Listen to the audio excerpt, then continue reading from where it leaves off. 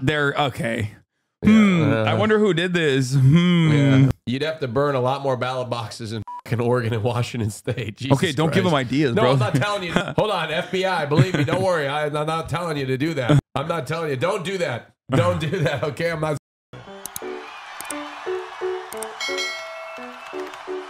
Investigating the very disturbing incidents, as well as another blaze at a drop box in neighboring Washington State. I want to bring in CNN Sarah. Maybe they're equal opportunity. They went into the Washington State for a red district, and they went into Portland, Oregon to a blue district. Austin, get over here. Why are you in shambles? He said he just showered. He's in shambles. What? Oh, shut up. Oh, shut up. Oh, I'm not camera ready. Oh no. In my face and in my jammies. You look great. Thank you. Look, I don't understand anybody who lives in Oregon, Multnomah County. Oh, in case you didn't know, I'm from Oregon. Oh yeah, you're wearing. Yeah, we brought our Oregon correspondent, and he's literally wearing an Oregon shirt. Oregon correspondent here. By the way, your lighting is so much improved in here. Yeah. Oh my God! Like before, it was crazy, but now it's just like I can comfortably sit here and know I'm not gonna be like light's not gonna be bouncing off my forehead. Yeah, this is nice. Anyway, Multnomah County, it represents the large majority of Portland. Where was this ballot box in Multnomah County? It was in Portland. What part of Portland was it? I don't know. We'll see. Murray, she's working the story for us. So what are you learning, Sarah? Well, Wolf, obviously this is very disturbing. We don't yet know Southeast? what the motivations are behind Belmont? this, but officials are saying that there appear to be three different instances that are linked. Is it getting the ones more that we're blue? hearing about today Holy that took shit. place in Oregon as well as Washington, and one that took place earlier this month in Washington State, where there was an incendiary device that was somehow attached to these ballot drop boxes and caused, these kinds of. Yeah, here's where the ballot box in Vancouver is located, on the south end of Clark County, which was overwhelmingly blue. Yeah, that makes sense. Okay, so it's not it's not. They're okay. Yeah. I wonder who did this. Yeah. You'd have to burn a lot more ballot boxes in fucking Oregon and Washington State. Jesus Okay, don't give Christ. them ideas, No, bro. I'm not telling you. Hold on, FBI. Believe me, don't worry. I'm not telling you to do that. I'm not telling you. Don't do that. Don't do that. Okay, I'm not saying. Whoa, to do you're that. speaking to them directly? No, You're communicating with them? No. Is this a stand back, That'd be stand fucked by up. moment? That'd be fucked up if I got done in for that, but Trump incited a riot at the Capitol on January 6th, and FBI, open up. No, don't do it. Now, it seems like you're giving them commands. Austin. No, I'm not. Stand What back. the fuck? Stand back and stand by. Oh my God. Oh my God. The videos that we're seeing here, these flames and ballots burning in Oregon, they said it was just 3 ballots that were impacted and that they've reached out to the people who were impacted. And in Washington State, Three they ballots? said there are hundreds. And so they're basically telling people, if you cast your Jesus ballot over the Christ. weekend in this drop box, to check the ballot tracker online.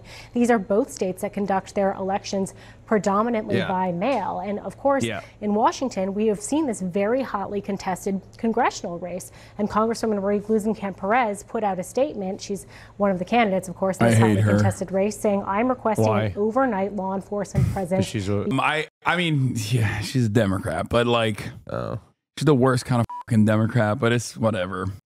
Is she like the... She ran on a relatively progressive populist message, Justice Democrat style campaign, and then immediately turned around and was like, I'm Kirsten Sinema. Kirsten Sinema died and was, woke up inside of my body. She is so fucking annoying. Marie, this representative? Yeah. Oh, I thought you were talking about the anchor. No. Marie Gluesenkamp-Perez. Marie Perez. Oh, is she? She literally isn't Kirsten Sinema. Yeah, she's a Clark County yeah, representative? she is so fucking abysmally bad. Oh. She literally she's like a problem solvers caucus. Wait, is she also bisexual? Shut the fuck up. No. Come on, she's a fucking Washington State representative. Of course she's bisexual. Oh my God. Oh my God. It's by invisibility. Are you kidding me? It's by invisibility time. Oregon had a bisexual governor, and then we now have a lesbian governor. I went to college with her. She sucks. Like, here, I'll show you. I'll show you what like she ran on. Hold on. Like, if you were to watch, like, let's see if we can find like her old ads, not like recent. Can you guys find one of her older ads? Oh no. This is new. This is after she did her fucking congressional stint. She's a blue-collar, Bible-quoting, Israel-supporting, pro-choice millennial Latina. Is she the future of democratic progressivism? I'm Brian Kilme. Okay, I'm Brian Kilme. No, I'm not talking about this. I want her all out here. I'm not your typical candidate for Congress. Marie Glusenkamp Perez, auto repair shop owner, mother, and Democrat for Congress.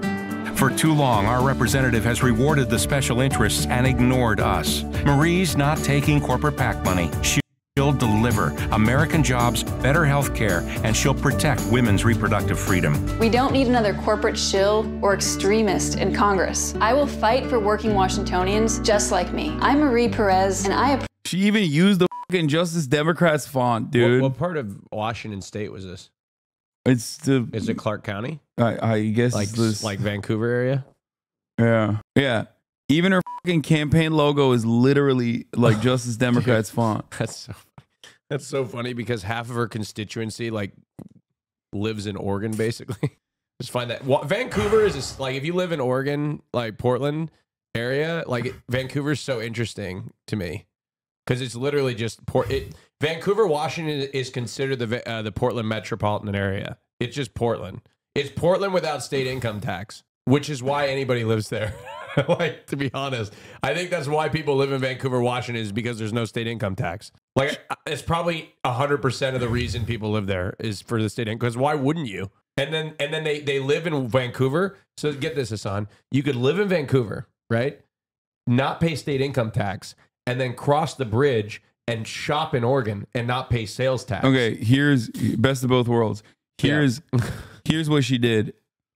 2 Democrats voted alongside the Republicans to repeal Biden's student debt relief plan. One of them was her? One of them was her. Why? Because she is a bleep.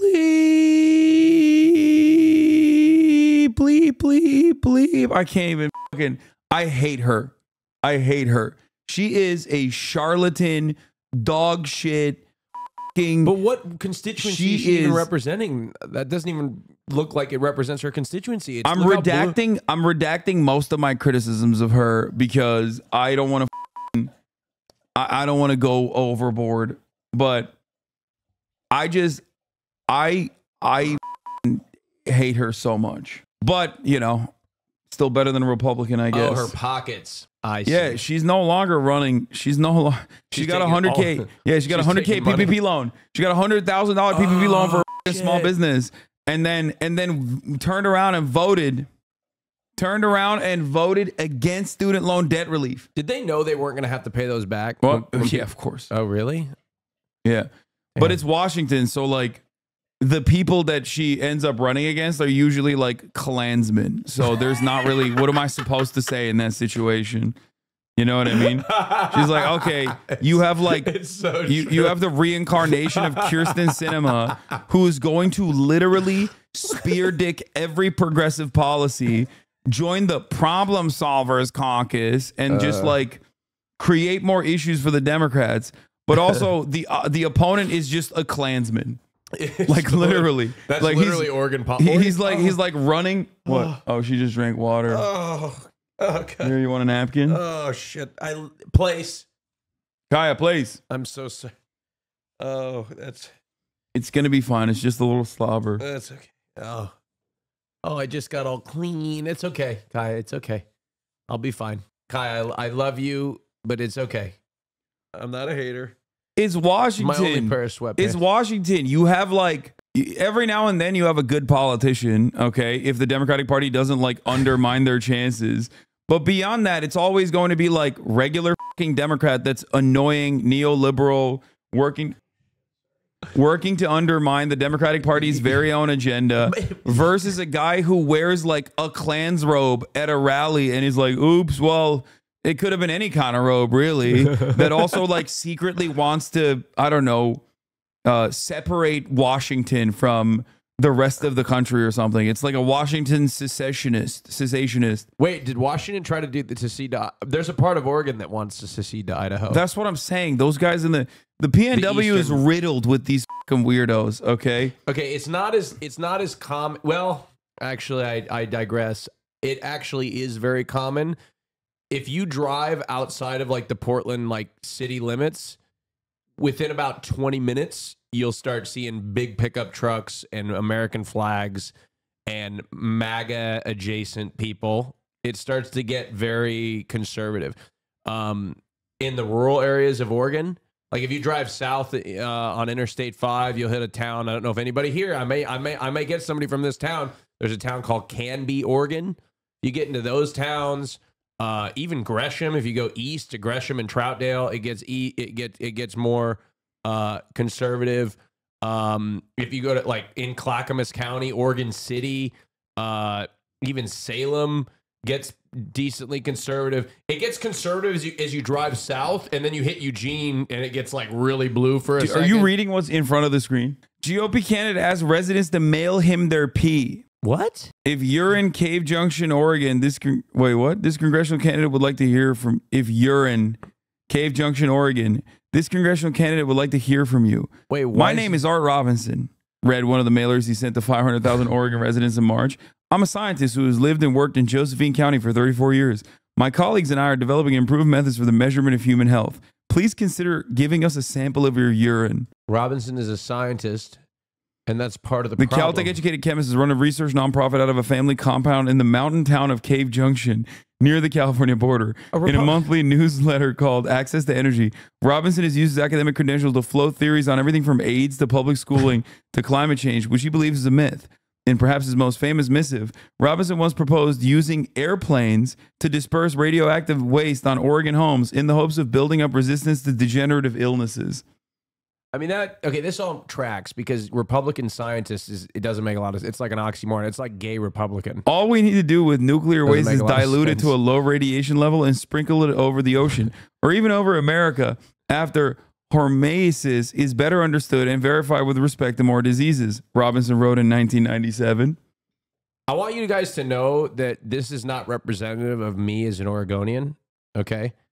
So why did you vote for this guy? Oh, I didn't it's up that you voted for him. I have never voted for anybody, but he's never voted for anybody. I'm so lived up that I'll look at the bills, or the measures, and I'll see which party proposed it. I'll try to find who and what party proposed the bill. And if a Republican proposed it, I'm voting against that fucking shit because I know it's crazy. All right, let's watch this. Posted at all ballot drop boxes in Clark County through Election Day. Southwest Washington cannot risk a single vote being lost to arson and political violence. And Wolf, these drop boxes, again, we don't know the exact motivation behind these efforts, but they have just become targets for misinformation, claims from the right that there is rampant voter fraud. That hasn't been proven out, but we have seen the Department of Homeland Security warn that these kind of drop boxes are targets for domestic. Somebody in the chat said, when's the last time Austin voted? I am literally a high propensity voter. Austin not only is a high propensity of the party. Dog, he I phone bank. He literally phone banks. I'm for the phone banking tomorrow. Like I'm not even I'm literally phone banking tomorrow. That's why he's still here. That's why I'm here because I'm phone banking. He banking. didn't fucking leave LA because he's gonna do a phone banking. Creators for Kamala phone bank that I am not going to. Yeah. Violent extremists. So we'll wait to see. Officials are investigating locally. The FBI is investigating. We'll see what comes of those investigations. Yeah, I'm sure the story is going to continue. All right, breaking news: a search underway for whomever set fire to 2 ballot drop boxes in 2 different states. So the fires were in Washington State and Oregon and destroyed hundreds of ballots. And authorities at this hour believe the 2 fires are connected. And they've actually identified what they say is a suspect vehicle tied to the incidents. That is according to the latest reporting out of the Associated Press this hour. And it actually comes days after a mailbox fire in the swing state of Arizona damaged multiple ballots. Tonight, the FBI and the DHS are warning of, quote, domestic violent extremists who want to terrorize the voting process with election workers definitely being potential targets. Out front now, Pennsylvania's Republican Secretary of State Al Schmidt. That doesn't reduce it. I mean, that doesn't help us identify the political ambitions of the person though, because I feel like so in Oregon, because I feel like everyone fucking drives a pickup truck. Oh, well, I guess if it was a Subaru specifically, if it was a Subaru, maybe definitely would be very ambiguous. Yeah. No truck in Oregon. Look, if this was Texas, maybe you could. Oh, it was a Ford sedan. Okay, it's a little bit more ambiguous. Oh, it was a Volvo, an S60 Volvo. That's interesting. That's interesting. I wouldn't have expected. Oh, let me look at the car. I see a lot of these vehicles. Oh yeah, conservative. No, you don't know that. No, the conservative part is because they're fucking lighting like blue areas. Like that's what implies that they're probably conservative. That's not a lived up car. All right. Now, if we saw that drive away and it was like a 1999 Camry with a bunch of bumper stickers on it, then I'd say, okay, maybe this is maybe the call is coming from inside the house. Someone's at Antifa. Yeah, okay, dude. You know? And Secretary Schmidt, I'm sorry to be talking to you under these circumstances, and I know we're going to be talking a lot over these next weeks as this all plays out. I want to start with these fires. How worried are you about them? Are you worried Pennsylvania could be a target of these sort of drop box fires? Well, I've certainly seen reporting on these incidences. In Pennsylvania, all drop boxes that we have, and again, they are County Board of Elections drop boxes, have video surveillance on them. They are secured into the ground usually or oftentimes staffed by people to make sure that voters can return their ballot directly to their county in a way that's safe and secure. I'm going to show you on camera. So when you hear the FBI and the DHS, first of all, I'm glad to hear about the cameras and the putting it into the... Murat, you'll see in a second. Hold on. Boom. Look at that. Damn. You see? That's sick. Yeah, Murat's not impressed. He works on fucking rockets, baby. I mean, he does literally this. He's like, that's a camera. I ain't impressed. That don't impress me much. What the fuck? Oh, your timer's up, dude. Ground. I mean, details that we wouldn't necessarily even need to talk about, but I'm glad we are because it's important. But when you hear the FBI and the DHS warning of domestic violent extremists with election workers. I wonder who could have done this. If I'm just thinking like deep blue area, is there one of the two major parties that's constantly talking about threats towards like election workers and how the election is going to be stolen, so we got to take matters into our own hands? You know, maybe even took matters to their own hands in the form of like an insurrection or something. Had a bunch of people in that actually got criminal penalties for interfering with the election.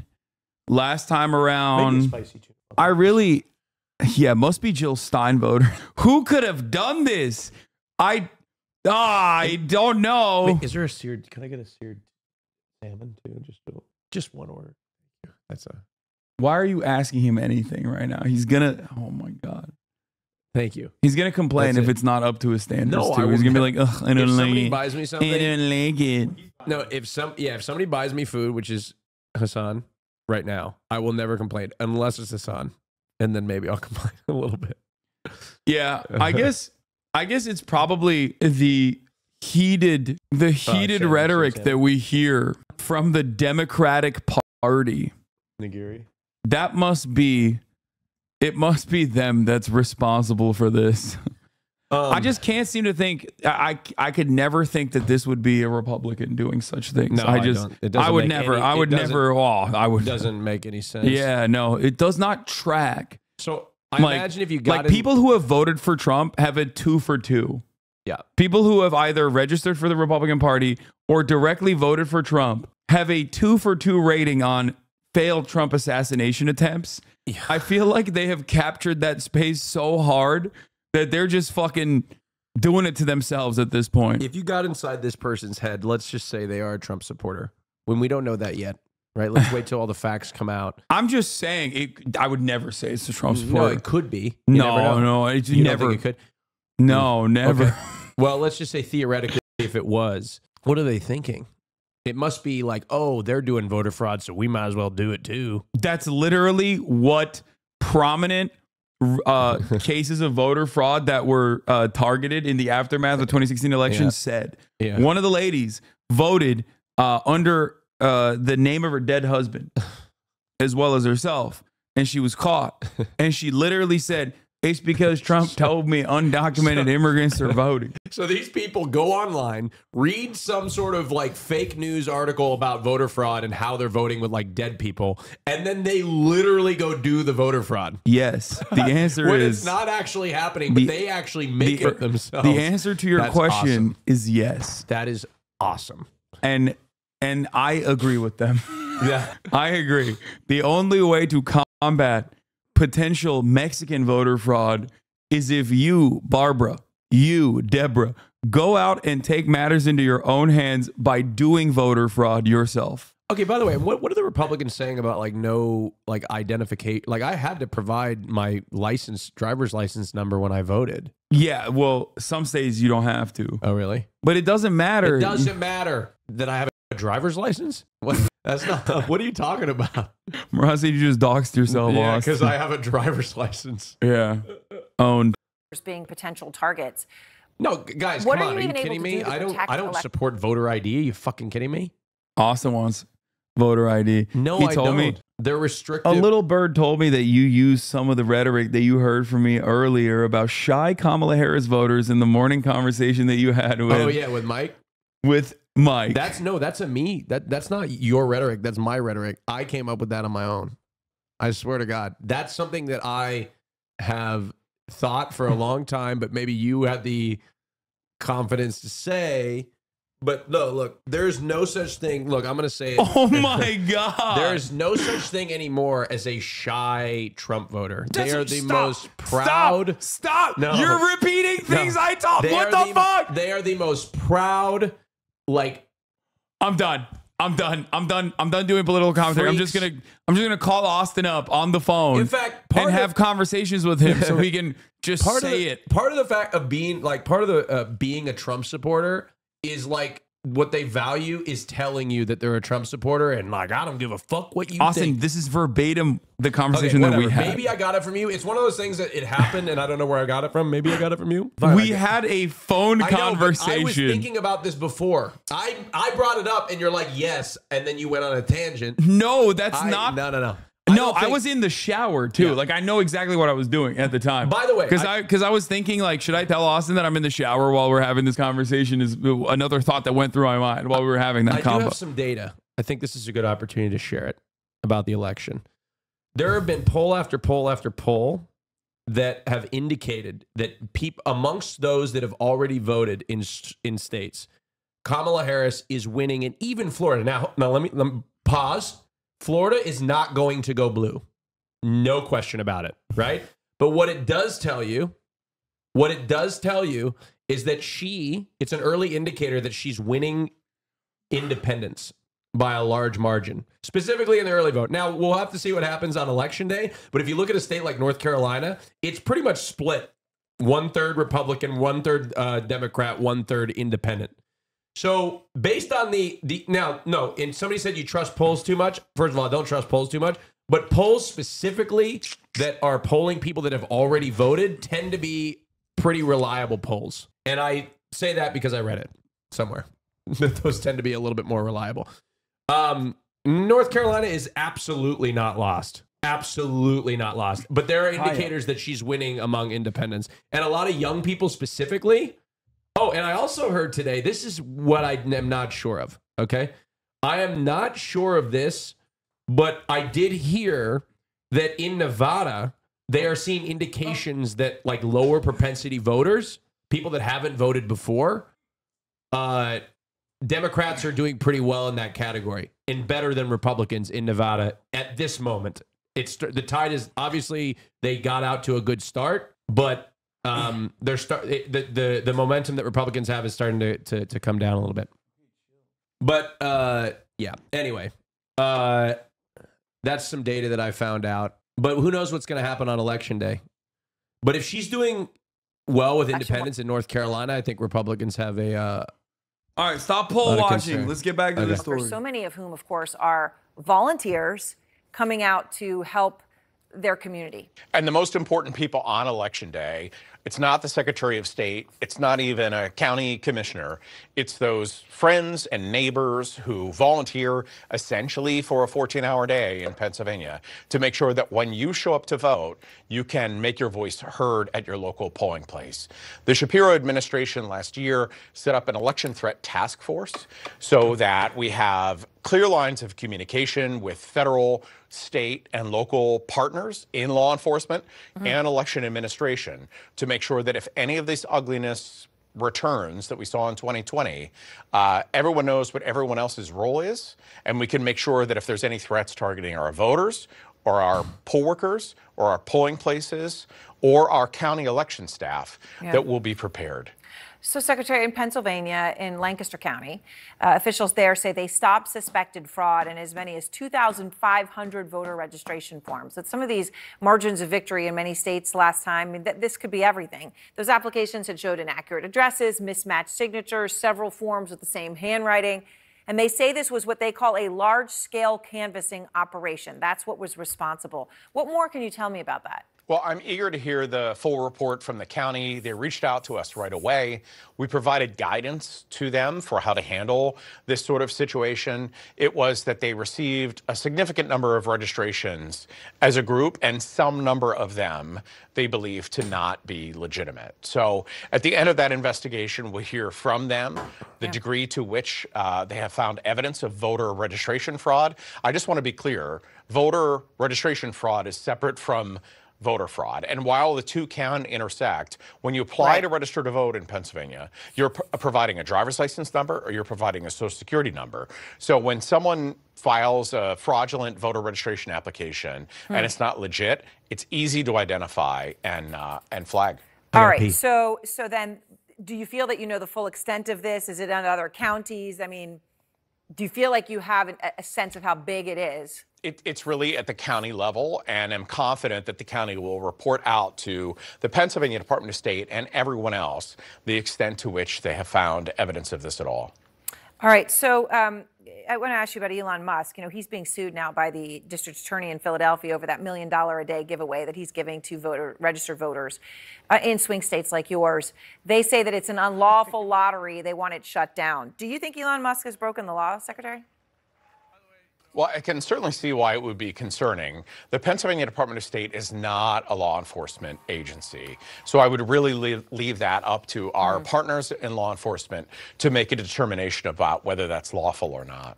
I'm curious when you know, there's been all this talk about whether Pennsylvania will be able to have results on Election Day. I know you have cautioned against expecting that, even though you have machines that will help open some of those mail-in ballots that are designed to open the outer ballot, the inner ballot, all of that. But now you're getting a sense for how many people are voting early. Do you have a better feel every day, Secretary, with how quickly you'll be able to tell the country who won Pennsylvania? Well, Aaron, every election, whether you have mail ballot voting or not, always comes down to how close an election is before you know who won and who lost. And while our laws, unfortunately, have not changed since 2020, that prevent counties from processing mail ballot envelopes before 7 a.m. on election morning, some things have changed. New equipment at the counties, a lot more experience than they had in 2020, and fewer voters voting by mail. Even though it's widely embraced, during that peak COVID environment, we certainly had a lot more voters choosing to vote by mail. So with those three things, I'm confident that our county partners will process mail ballots expeditiously and with integrity. All right. Well, Secretary, I appreciate your time. Thank you very much. This being our political director, Washington Bureau Chief Rick Klein, our chief Washington correspondent, John Carl, and Rick. Okay.